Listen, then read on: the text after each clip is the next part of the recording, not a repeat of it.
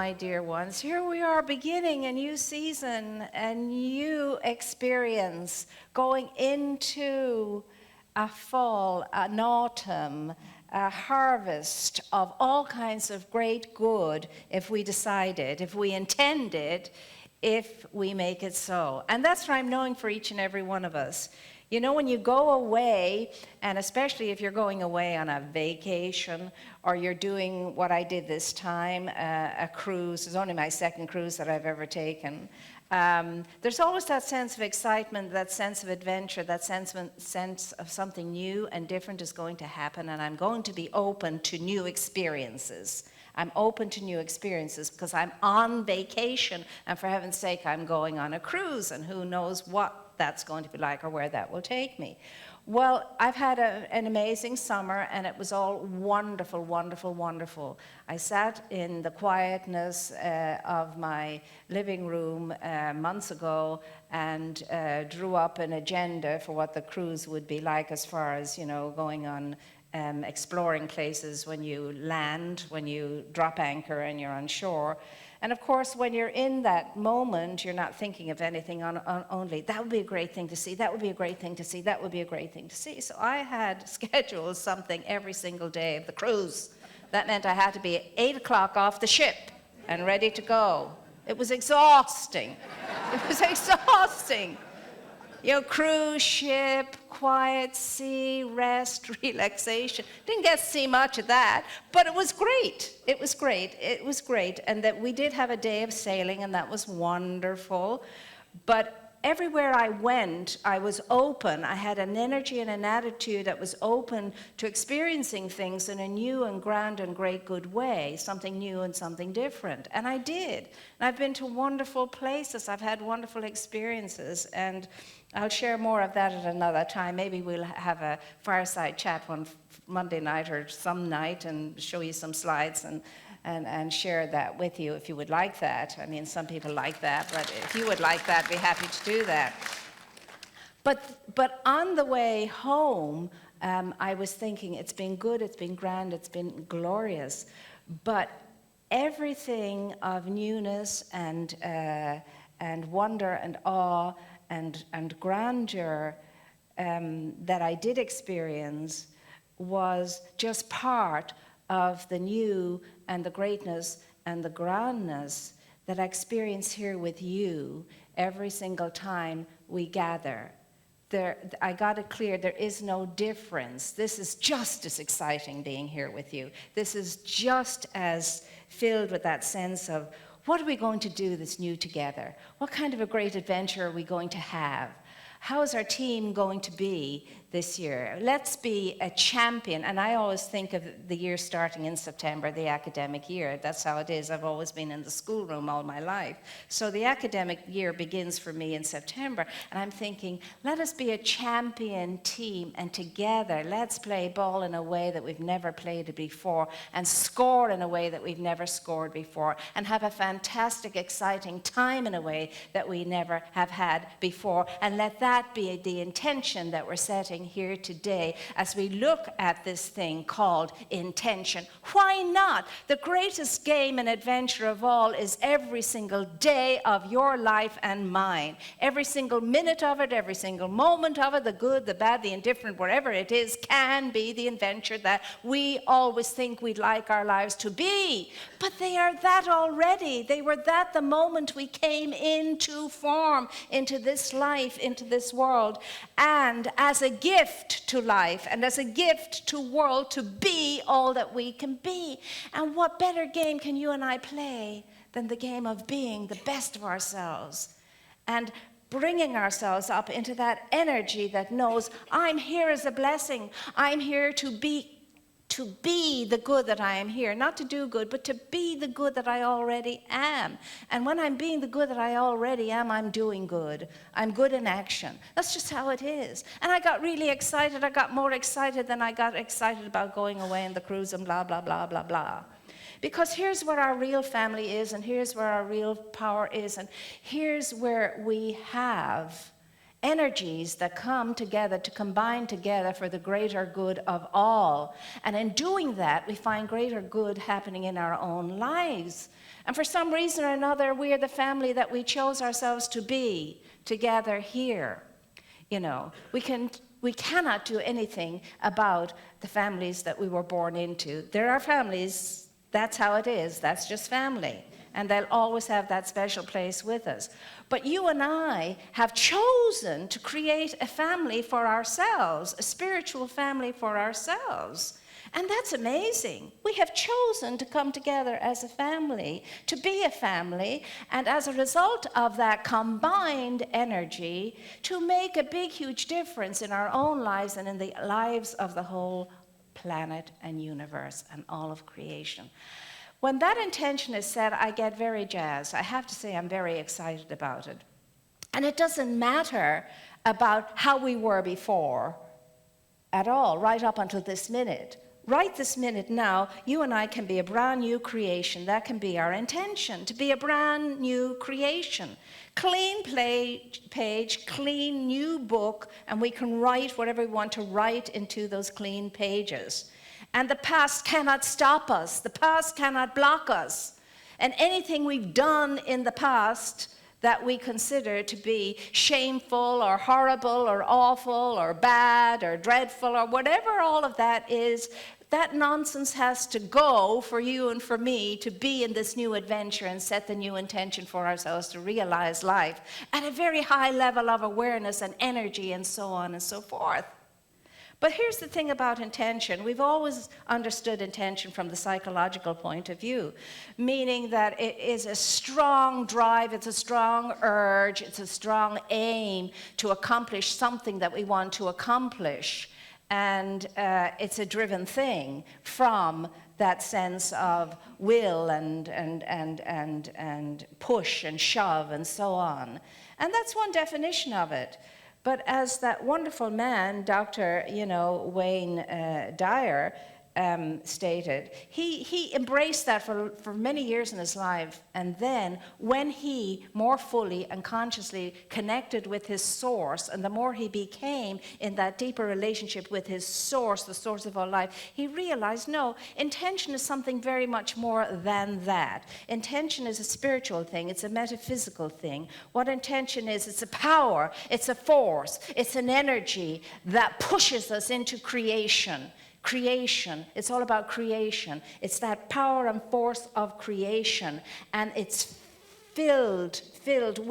All of creation is filled with it. You're full of it. I'm full of it. We're full of it.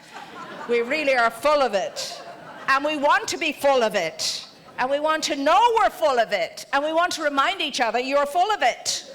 That's what we want to do.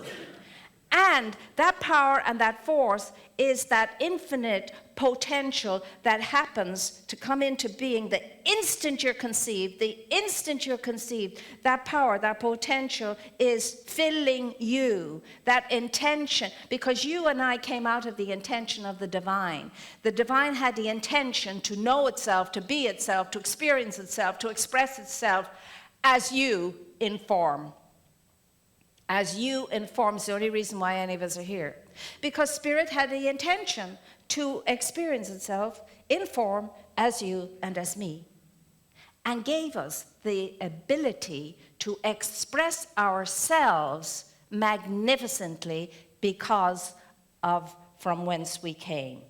And who we are and what we are and whose we are. It's phenomenal. It's not something that you and I think much about, because if we did, our lives would be very different. You see, that's a real giveaway. What's going on in our lives is a real giveaway with regard to what we understand of the power and the presence within us that is available to us and how we're not using it. There are so many things going on in your life and mine that tell you and me how we're not using the power and the presence and not accessing it within us, around us, and about us, you see.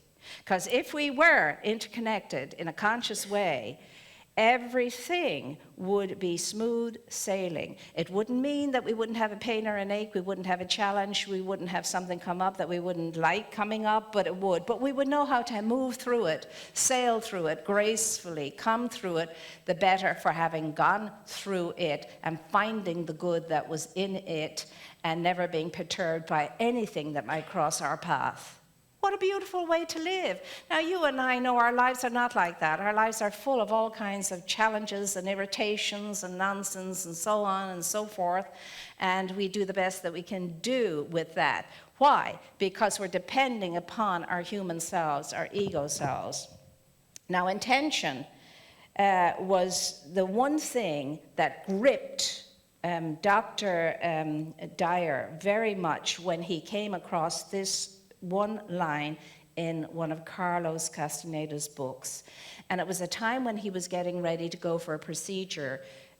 He had a heart problem, and he was having to have that heart problem corrected.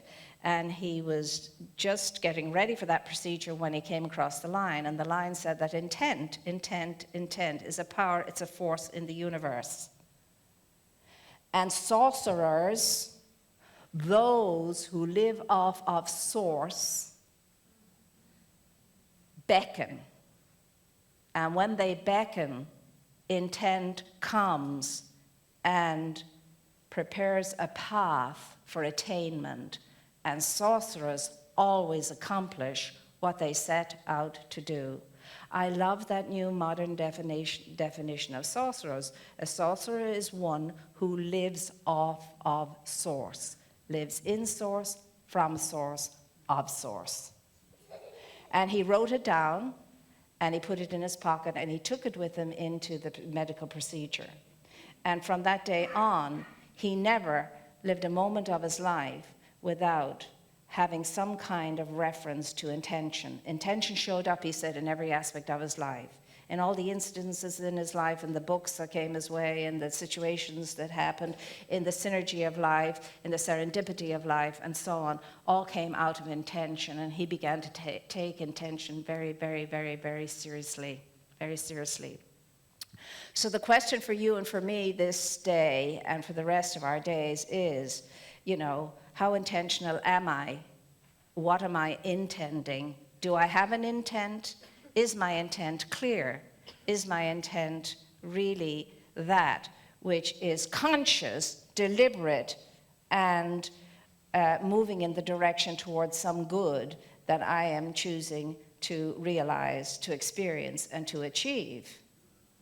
Is that the way I live my days? Because every single day and every hour of my day should be filled with an understanding that my life is being moved in the direction of whatever it is I am intending. And I'm going to intend one way or another, either consciously or unconsciously, I'm going to intend. My intention may be not to have any intention. My intention may be just simply to drift and to wander, but that's an intention. My intention may be to, just let the chips fall where they may and let's see what happens. My intention may be just to take that chance and to live a random kind of life and not be bothered much about details or worrying myself or ruminating about things and so on. But, he says, what you have to know is this, that if we're not intentional, if we're not being deliberate, if we're not being focused, if we're not being conscious, if we're not being aware, awake, and alert, it is because we're living from our humanity mostly, and we're allowing our egos to drive and steer our lives. And that cannot happen if you want to live an intentional life, or if I want to live an intentional life. I have to really and truly understand I am more than my humanity, so much more than my humanity. I'm a spiritual being having a human experience, and I am more than my humanity. And when my humanity has ceased to be, my spiritual beingness will continue and expand and go on. So, consequently, I must befriend and embrace my ego as a helper, but not be ruled by it. Not be ruled, not allow the tail to wag the dog. And so he says, ego must weaken in order for us to get closer to the understanding and to the realization and the experience of the power and the presence and the infinite intelligence and the intent within us, because Spirit's intent is always within us. And Spirit's intent for you and for me is that we have life in abundance, that our joy may be complete, and that we may know peace that passes understanding, that we may flourish, that we may thrive, that we may experience good and only good. It's the only intent that life has for you and for me. It's the only intent that Spirit has for you and for me. That's all. And everything else that happens in our way has nothing to do with good, with God, with Spirit, with infinite intelligence, nothing at all. It has to do with our choices and the way we live our lives, the way we choose to think, the way we choose to feel, and the way we choose to act. A long time ago, long before Carlos Castaneda's and long before any one of us, potentially 20 centuries ago, said that, this thing called life, this thing called intention, this thing called intent, this thing called power, this thing called force, lies dormant within us as this amazing, tremendous force, this talent, so to speak, this energy, which when discovered awakens within us the understanding that we are far greater than ever we have imagined ourselves to be. This dormant power, this dormant force, lying, sleeping, the sleeping giant within, the sleeping splendor within. I mean, we're not the only ones that have come into the awareness of new thought, let me tell you. There's always been people amongst us since time began who had that understanding in their own unique way, because it will out in any vessel that is willing to express it, in any channel through which it is allowed to flow. And that's where we are in our lives, my dear ones, always and ever. It doesn't matter what the circumstances are, what the feelings are, what the experiences are. We are always at this point of power, always. And depending upon what we're thinking, feeling, and doing, we can allow that vast power to flow through the point of light that each one of us is, in all of its magnificence, but only to the extent that you will acknowledge that it is so, that it is there, that this is what you are part of, this is the makeup of you, this is your essential self, this power, this energy, this light force, this infinite intelligence that is here to serve you, within you to serve you, within you to bring Spirit's intent for you on home into realization and manifestation. That you should have a good life, a great life, a grand life, and that your life should make a difference. And that when you leave this plane, you are leaving it much lighter and much brighter than when you came into it, because that's what you can do if you choose to do. It's what I can do too. And not let the nonsense take us over. The nonsense of the small, limited, human, mortal mind we call ego. Now, he said, here's how we define ourselves according to ego. I define myself by I am what I have. My stuff and things define me. I am what I have accomplished. My achievements define me. You see, I am my reputation. Other people define me. I am what I am separated from, the good that I am separated from. Consequently, limitation defines me. I will be my best self when I have that, when I achieve the other. So my lack defines me. And I am separated from my source. So therefore, consequently, my thinking of my life depends on the good auspices, the good thinkings, and the good feelings of that separate God out there some way who might think me worthy of some good thing at some time or another. This is how ego defines us. This is how ego has us in that rut of feeling, no matter how good it is, we're not quite enough. No matter what happens, there's more. No matter what, we're never feeling quite together, quite whole, quite complete, quite accomplished, quite, done, so to speak. So if we want to grow, if we want to expand, if we want to know that sense and truth of the being that we truly are, we have to get our egos in check. There's no way a strong ego is going to produce a pure intent. There's no way it's going to happen. Can't happen. It's over-identification with our humanity and little identification with our spirituality, our divinity. And that stops us and that blocks us. And what stops us really from identifying with our divinity is all of the mistakes we have made, all the badness we think we have engaged in, all the failures that have happened, all the time we allowed whatever to class us as not up to much, really. And if only people really knew, And we live in that kind of sense of the imposter syndrome. I'm not really as good. No matter how good people are, I'm not really as good as they think I am. If only they knew. And that saddens us, and that stops us, and that blocks us, and that weakens us. And all you have to know, and all I have to know, is what God thinks of you, what good thinks of you, what life thinks of you.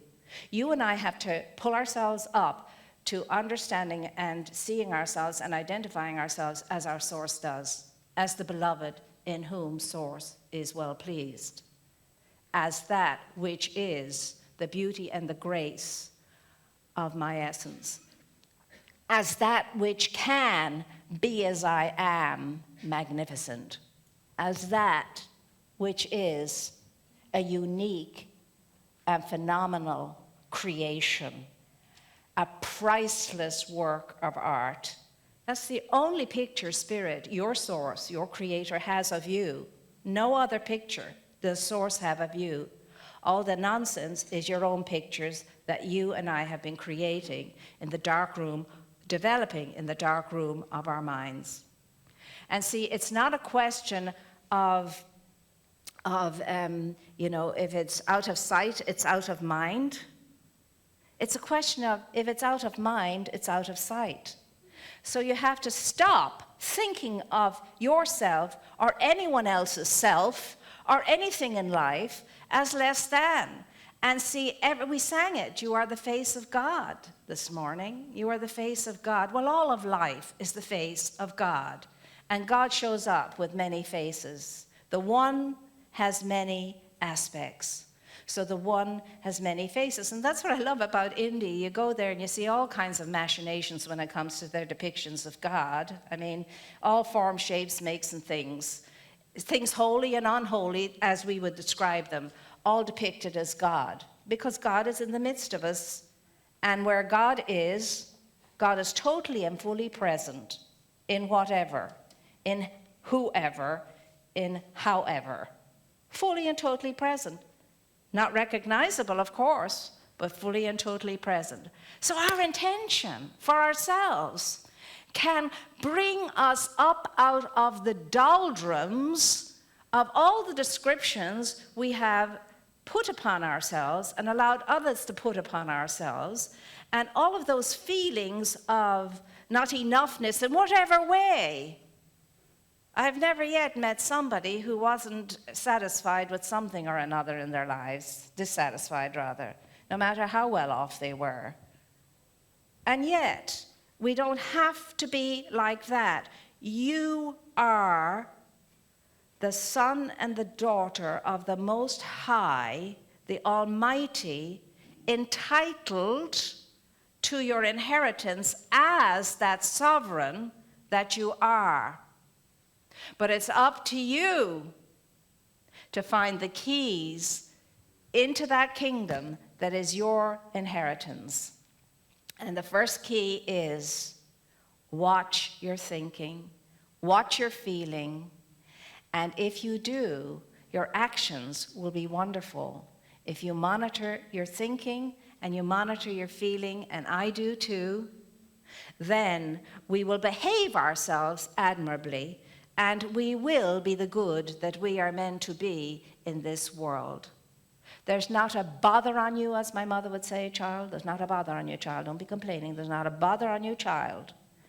Well, there's not a bother on you. There's nothing wrong with you. There never was anything wrong with you. There never will be anything wrong with you. You are an amazing, unique point of power, individualized expression of the Most High, fully endowed with its intelligence available to you to call upon, to be a very real and present help however you need it, if you just would give it up and know that this is so. Just know that this is so. And even if you don't believe it, try it out anyway.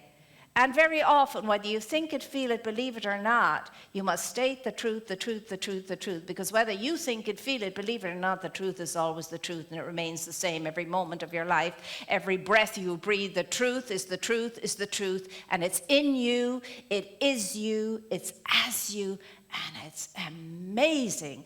And so, my dear ones, I know we're going to make a fabulous intention to be all that we can be as individuals and as a family. And as a result of that, not only your life and my life will improve, but the lives of all of those around us, and the light in the world will be brighter and stronger because of it. And so I say to you, my dear ones, you are indeed to be namasteed, not berated, not criticized, but to be namasteed, because God dwells in you as you, and so it is.